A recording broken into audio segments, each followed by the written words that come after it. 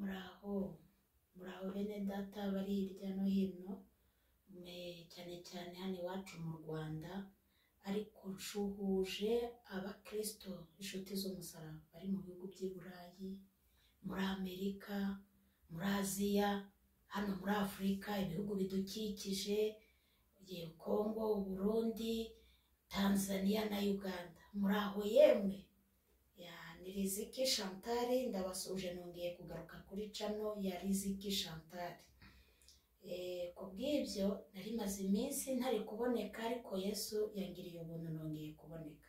Reka tubanze dusenge, tuganire ku ijambo ry'Imana. Imana Data nyir'isi n'ijuru, mbere ya byose uhimbazwe, uri mu bamarayika, ibizima n'abakuru. Niwe waremye ijuru n'isi, nta muntu wabigizemo uruhare.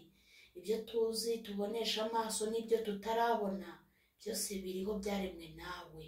None niba nkugiriyeho umugisha, ndakwinginze gusenga kwanjye kugera aheraho mu ijuru. Wemere Uwiteka ururukire ku mujakazi wawe wambaye kubura no gupfa. Ndakwinginze singira ijambo mvuga ryanjyana mu rubanza, ahubwo ijambo ryose ugiye gucisha mu kanwa kanjye ribirukiza ubugingo bwa benshi. Kandi Data, ucyaha imbaraga z'umwijima zituma abantu batabasha kumva. Imyuka mibi ndetse iri ahantu ho mu kirere ikurweho, maze kugirirwa neza nawe byururuke Kristo, ubashe gukiza imitima ya benshi, ubohora imbohe ziboshywe, uhumura abahumye batabasha kumenya iby'iminsi n'igihe. Urakoze mwami w'abami, reka iri jambo rigere ku ntego y'icyo waryandikishirije muri iki gitabo.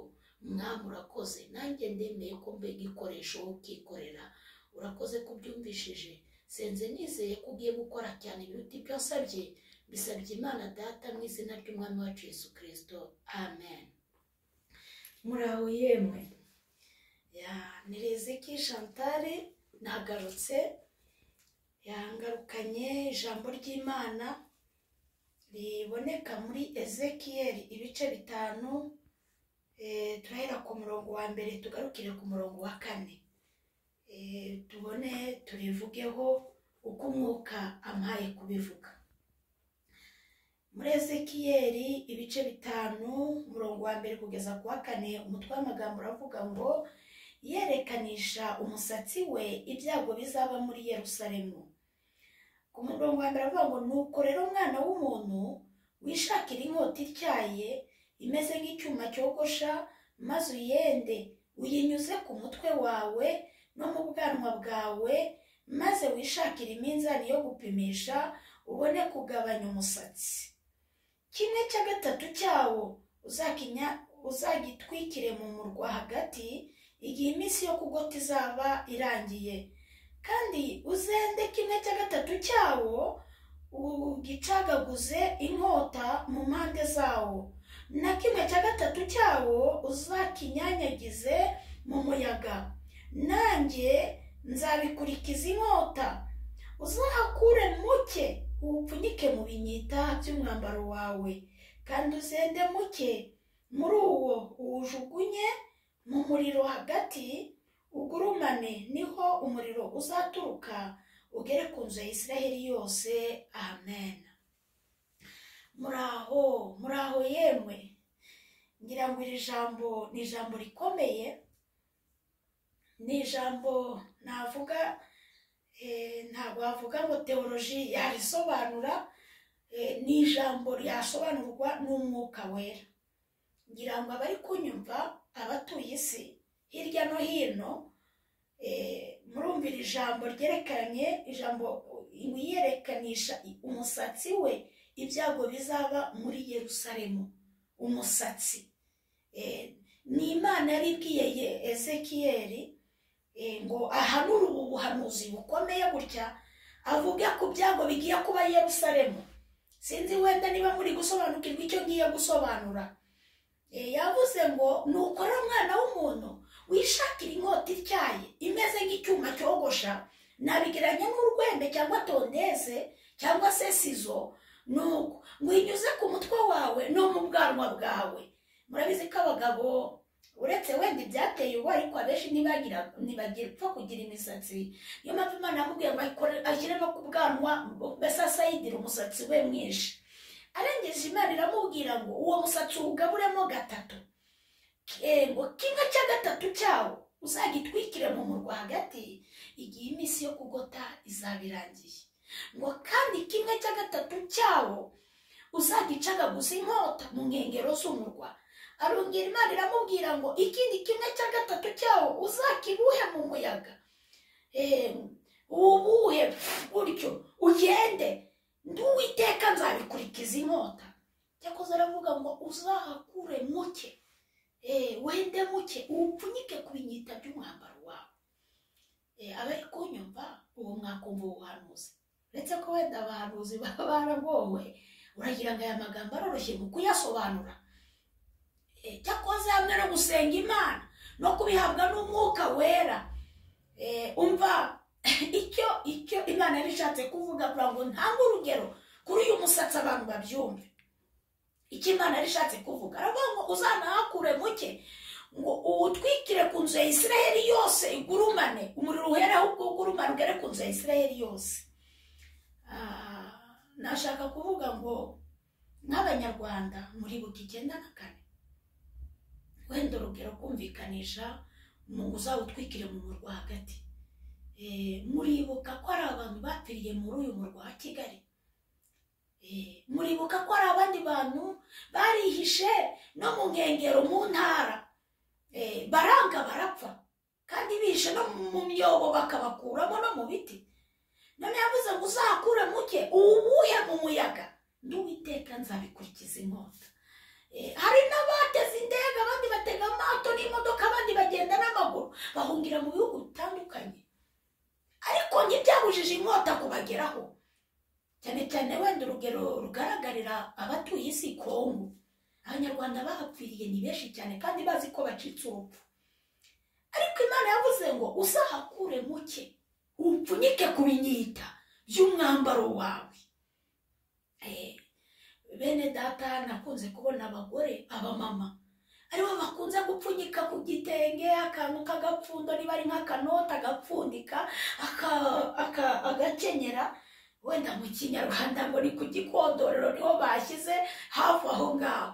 Rero umugore ari gukora imirimo yapfunditse ako gapfundo ku gitenge nk'amafaranga, iyo kijishutse ntaramira igitenge yihutira rya pfundo. Wanyumve neza. None Imana iravuze ngo uhakure muke uwupfunyike ku binyita by'umwambaro wawe. Muribuka ko ari abantu barokokeye i Kigali kandi bari guhigwa, Imana ikabahisha mu busa. Hari abarokokeye mu ntara, abo nabagiranye n'akagasatsi bakeya, hari abake barokotse, hari abagiye za Kongo bagenda n'amaguru, bagenda na za tingitingi baraharenga no mu bihugu bya kure. Muri gakeya imiryango yabo igashira, umuntu agapfusha abantu be bose, umuryango ugashira agasigara ari nyakamwe. Hari abageze za Afurika y'Epfo, bihuza n'ubuhanuzi Imana yari yaravuze mbere ko ari abantu bazagaruka muri iki gihugu, harimo abagiye n'amaguru ariko ngo bitazashoboka ko bagaruka n'amaguru, bazazanwa n'ibisiga n'amababa y'ibisiga. Ubwo buhanuzi niko bwigeze kuvuga, ariko nubwo butasakaye nka nk'ubu ngubu wenda ko dufite amahirwe. Nuko ibyo bisiga Imana avugaga ni indege icyo gihe. Nuko ari abantu batashye ari indege zibagaruye mu gihugu, bisoza kubw'ijambo Imana yari yaravuze. Noneho nihuse icyo gihe ngo uzahakure mu cyari abarokotse bararucika kandi bahigwaga. Nuko cyakoze aravuga ngo uzakure muke nanone uwutwike ugere ku nzu ya Isiraheli yose. Mwibuke ko ari n'amatorero yivanze mu bya jenoside. Abantu bakora jenoside ari abakozi b'Imana, bizanira akaga amatorero, amadini amwe n'amwe, ari wo muriro. Ariyo mpamvu mu madini amwe n'amwe uzagurumana ugere ku nzu ya Isiraheli yose. Habayeho ikibazo, impagarara mu rwego rw'abanyamadini, cyane cyane nka za gacaca zije, abenshi bahuye n'ibibazo, babashe kwivanga muri ibi bintu. Noneho ku rugero rwo gupfunyikwa nakwereka urugero rugaragara Bibiliya, umuntu Imana yapfunyitse mu buryo bugaragara, akaga kagiye kuza. Umuhungu wa Sawuli bita Mefibosheti, imana yaramupfunyitse imupfunyikira mu bumuga bw'amaguru. Bishatse kuvuga ngo imana yamupfunyikira mu ntenge runaka. Ibyago byaza, abicanyi baza bakabona udakwiriye, bamwe bakabona ubwo upfuye ruhagije. Nuko noneho Mefibosheti yari umwuzukuru wa Sawuli, umuhungu wa Yonatani. Noneho uwo muhungu Yonatani yari umukiranutsi, yagiye akiza Dawidi akanamuburira kandi ari umuhungu wa Sawuli.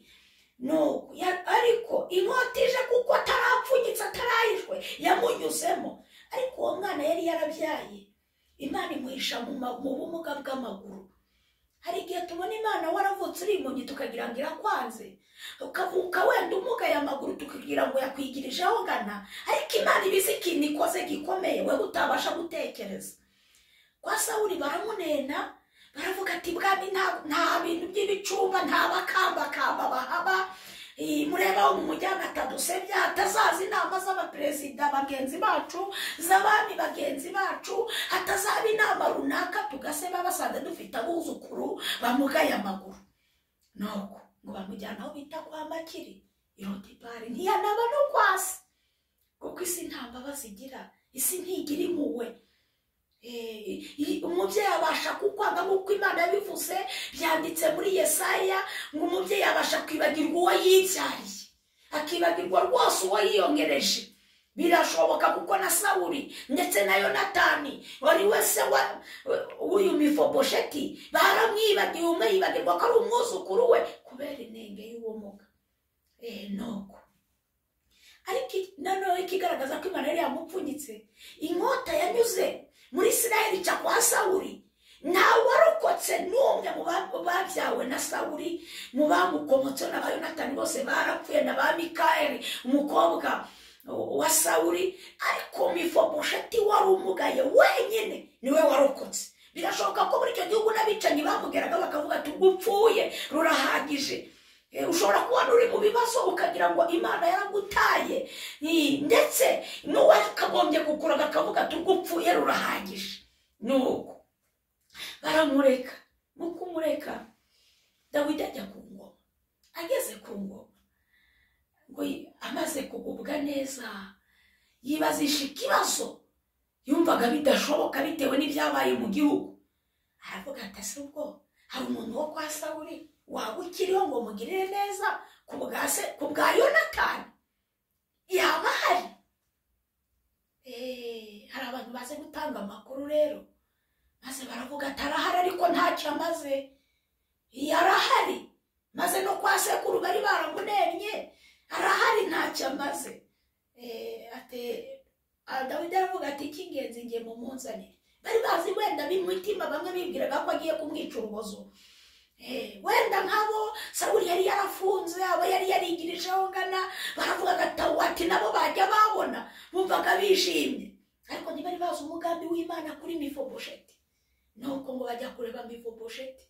Birumvikana na Mefibosheti bumvishije umuntu wabashije gukura sekuru na se ku ngoma ko ari kumushaka.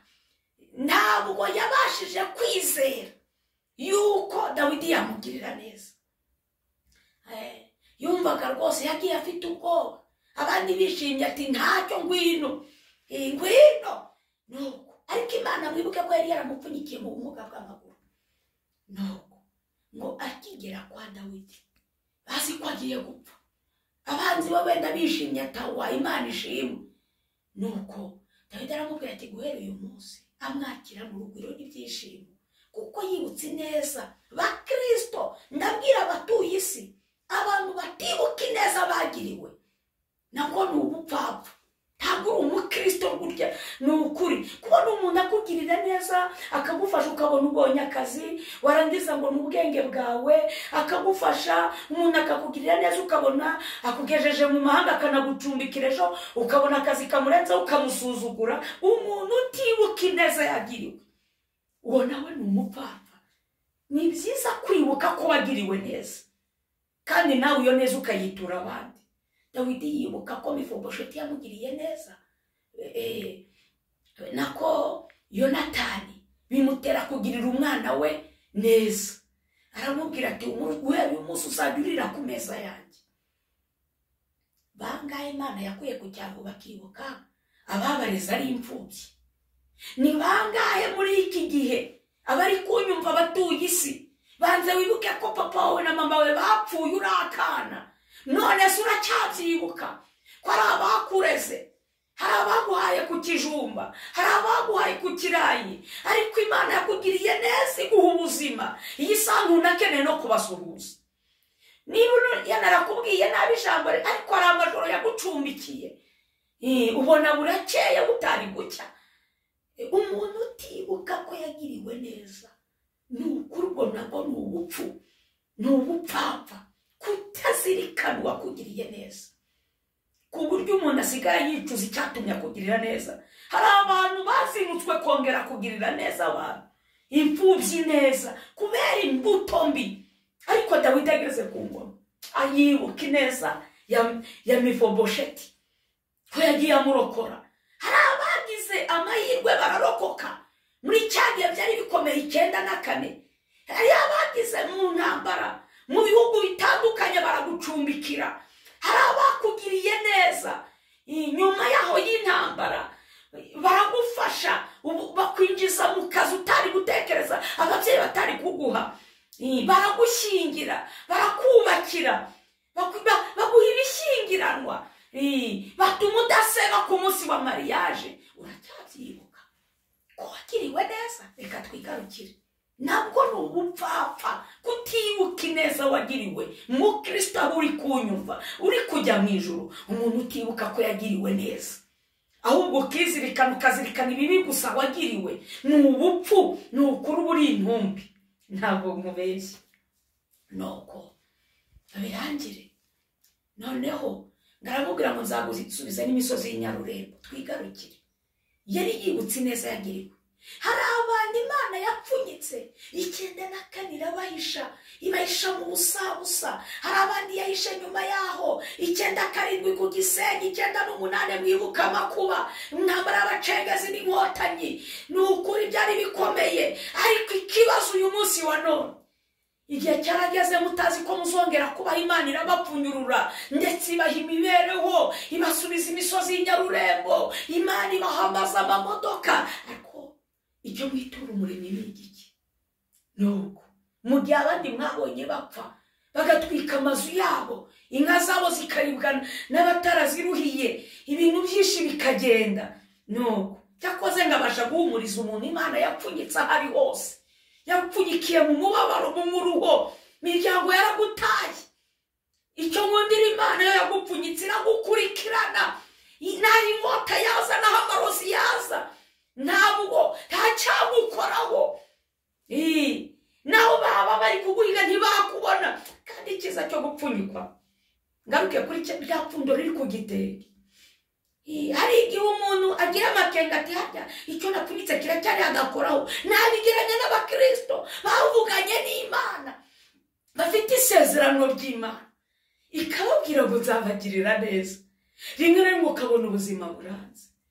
Hari igihe ujya gusenga ukumvira kubwiye ngo mwana wanjye humura, ndi kumwe nawe, ntutinye, ndi kumwe nawe. Burya nubwo itagize ikikora, ni nkaho ibikoze kuri rya pfundo. Haleluya, Imana ishimwe. Nubwo nta kintu gikoreka mu maso y'abantu ako kanya, ariko burya ibikozeho byibuze n'ako kantu n'iryo jambo. Bene data, numvise umuhanzi w'isi aririmba ngo mbabarira umbwira ijambo rimwe ryerekeye urukundo.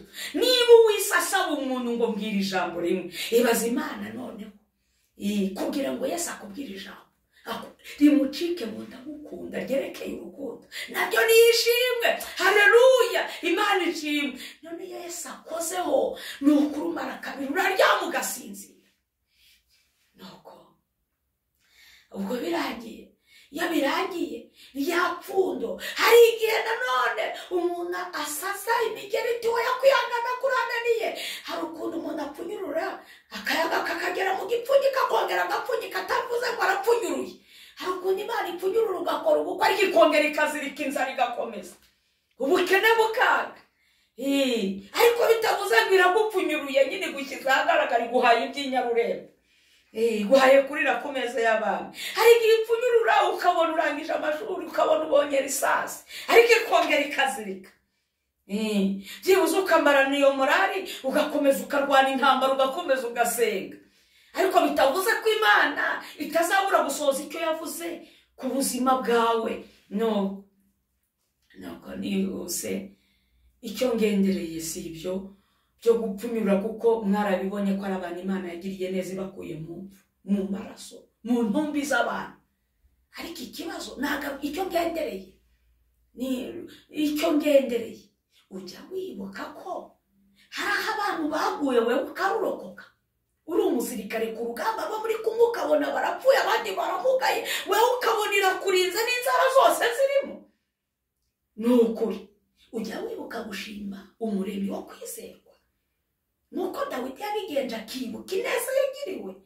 Tugiye gusenga nta bintu byinshi, cyakoze abantu bibagiwe gushimira Imana yabatambukije ahakomeye.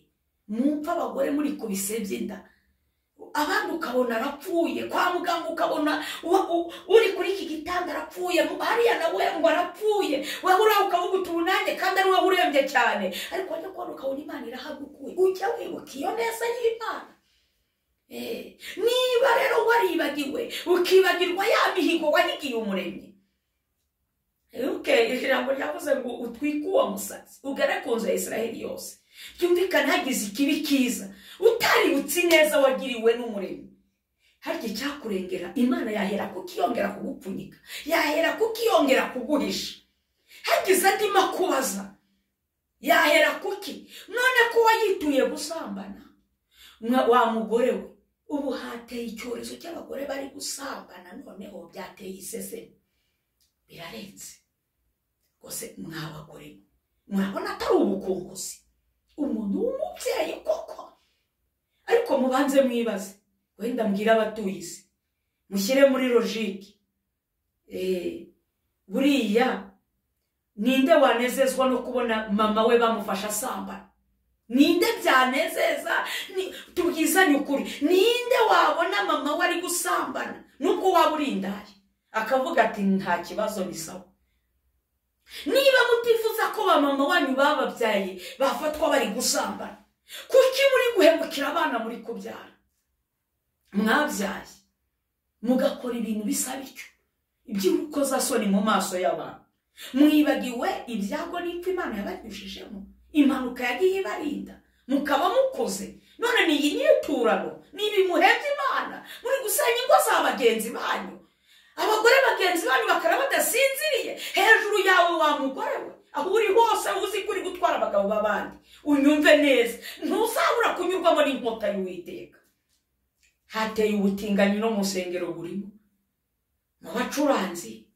Koko ubu umurembe ugufashe n'uwuhe?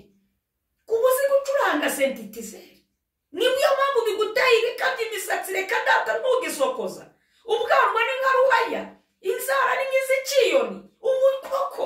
Ibyo biguteye kwibagirwa umuremyi wo kwizerwa. Nkarya ngo urijeya ubu si y'umubuje nubwo ari gato cyane, ntugukubita hasi. Kuba warateye ibyuma umubura aritinya. Mwari muzi ko intwaro z'Imana zitagomera ubunini? Imana yagushatse ngo urakaze. Uzi ko Imana ifite aho gukora no ku rutoki ubwabyo, bikaba byakugeza i Burayi yarukozeho. Mwari muzi ko Imana ariyo gutinywa? Yaraguhishe, ikurinda gusara abandi bari kwambara ubusa. Iraguhisha, ntiwatoragura amasashi. Ibyo kuvuga ngo uri igayi, ngo uri jeya, uri iniga, uri ikigura umukobwa, ngo amabuno yayateza kanseri agahinduka inyo n'umunuko. Koko niba Imana yaraguhishe, niki kiguteye kwibagirwa umuremyi wawe mu misi yo kubaho kwawe, ko yaguteza uburwayi abandi batazi? Reka dusenge. Ariko umuntu wese utibuka ineza yagiriwe, we ace bugufi dusenge. Ukaba uri kwitura ineza, ndetse uretse n'Imana n'abantu bakugiriye neza, bakugaburiye uri mayibobo, ukaba ubituye agasuzuguro. Wabanyura uri mu modoka ukabatera amazi, ntureba ko gakecuru kunamye, burya hari igihe kaba karaguteruye kakanaguheka uri uruhinja. ariko ikibazo umwana w'umuntu yibagirwa vuba. Ariyo mpamvu Imana yabwiye Abisirayeli ngo muramenye ntimuzibagirwe. Niba ari ikintu kiba mu bantu ni ukwibagirwa. Ubu hari abantu Imana yakuye muri iki gihugu ibajyana i Burayi ariko baribagiwe ko bahekenyaga ibijumba, ko botsaga runogo, inzara yabishe, mwakubitirwaga mu bigori by'abandi, none Uwiteka yarabateturuye, mwaribagiwe, muhembye Imana gutingana. Koko ngaho amadarapo y'ubutinganyi. Yewe ubusambanyi buhawe intebe, kwica kumena amaraso atari mu rubanza, abana banyu buzuye mu matuwarete. Ubu bagize ikibi kiza, Imana hera kukiyongera kubapfunyika ngibahishe amakuba agiye kuza. Reka dusenge. Umuntu wese unyumvishe ace bugufi dusenge. Nzi kuri Imana ishobora byose, nta kibasha kurugoya umugambi wawe wera. Ndagushimiye ko n'aka kanya wari ukazi ko ndi uvugiremo ijambo ryawe. Niba nkugiriyeho umugisha, ubu butumwa bumpera abatuye isi, imitima ya benshi uyigenderere. Kandi Data mwiza wo mu ijuru, uhereza abantu kwicisha bugufi, bamere nk'ibisuka ku gicaniro, bihana ibyaha byabo, kugira ngo hatagira ikintu kiza ukabura guhera wongera kubagirira ibambe. Ndakwinginze ngo Mana ugenderere imitima iri kunyumva, ubahe kwihana no kureka ibyaha.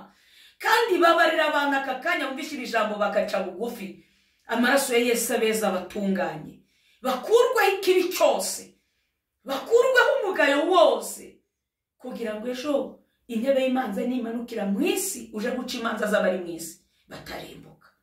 Urakoze kuri kunyumva ni mu izina rya Kristo Yesu, amen. Reka mbabwire nimero yanjye ni 0788713311,